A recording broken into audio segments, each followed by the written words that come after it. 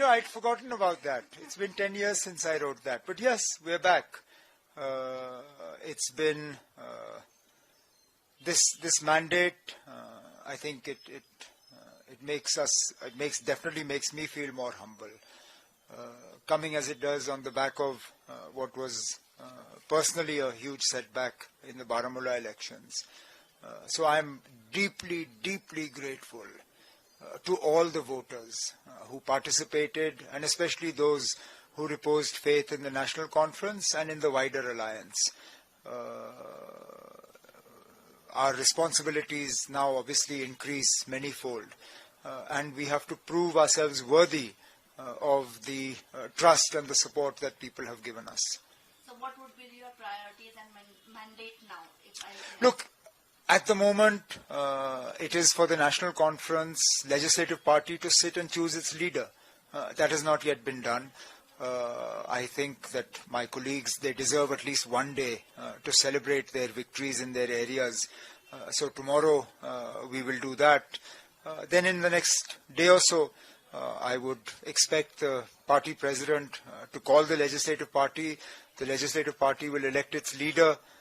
Then the alliance will elect the leader of the alliance. And then, once the letters of support are available, then we will stake our claim to form a government to the Lieutenant Governor.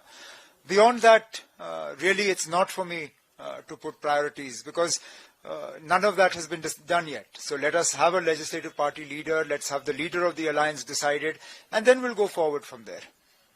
So does LG have most of the power concerns here? Look, there is no doubt that in a union territory, a lot of powers are vested with the Lieutenant Governor.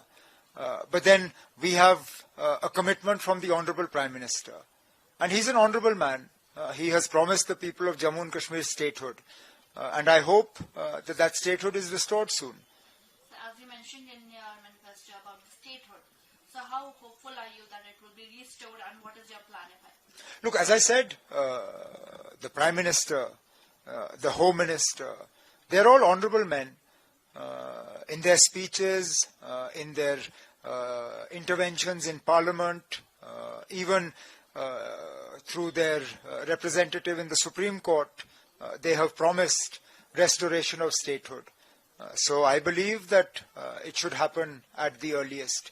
And then, obviously, our priorities will go forward from there. So can you meet the expectation of the people despite having the union territory status? Look, a lot of things can be done as a union territory. Clearly some things can't. But as I said in more than one answer just now, we expect that Jammu and Kashmir will not remain a union territory forever, that the Honourable Prime Minister will do the honourable thing and return statehood to Jammu and Kashmir at the earliest. And then obviously the rest of our manifesto will be implemented. So people would want you to see as a Chief Minister? Well, I mean, I'm very grateful, and as I said, this mandate that we have received is very humbling. But that is for the Legislative Party to decide and for the wider alliance to decide. So let them decide what they would like to do. So in past few days we saw that PDP said that they'll extend the support to any secular party. So are there any... I can't speak for the PDP. It is for the PDP to decide what they want to do.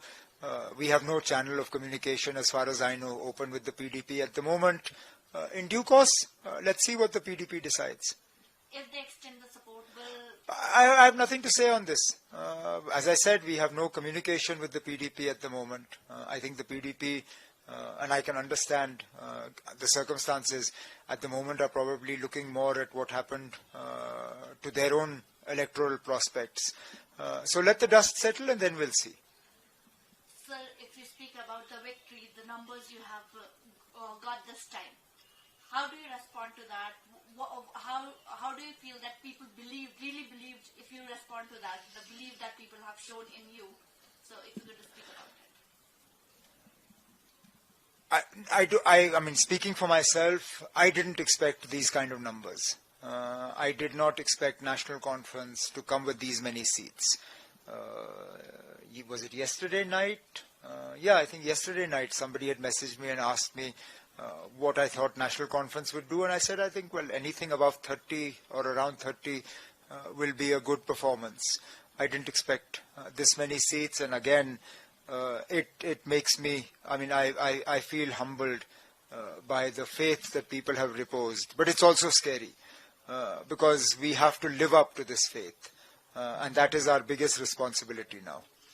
So one last question. As I mentioned, 10 years back you wrote, "You'll be back." So were you... I didn't expect to expect to have to wait 10 years. It's been a long wait. Of those 10 years, since 2018, we've been without an elected government at all. So more than I being back, I'm happy that democracy is back, that democratic rule is being restored to Jammu and Kashmir. We have been without a democratic government since 2018. So yes, I would rephrase that tweet and not say I am back, but that democracy is back.